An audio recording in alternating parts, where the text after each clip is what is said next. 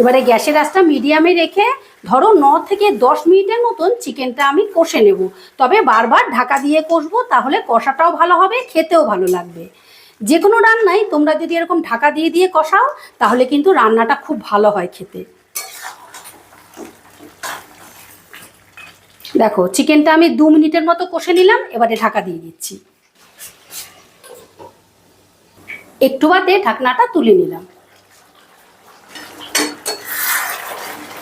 দেখো চিকেন থেকে কতটা জল বেরিয়েছে। আমি কিন্তু বারবার এরকম ঢাকা দিয়ে দিয়ে চিকেনটাকে কষিয়ে নেব 9-10 বারের মতো। 9-10 বার তোমাদের ভুল বললাম, 9-10 মিনিটের জন্য।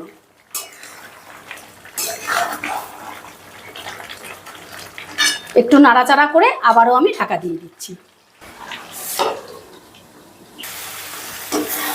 দেখো চিকেনটা আমি 9 থেকে 10 মিনিটের মতন কষে নিয়েছি, আর চিকেন থেকে সুন্দরভাবে তেল ছেড়ে দিয়েছি। এবারে আমি দিয়ে দেবো গ্রেভির জন্য জল। যে জলটা আমি রেডি করে রেখেছিলাম এলাচ দারচিনি দিয়ে, সেটা দিয়ে দিচ্ছি।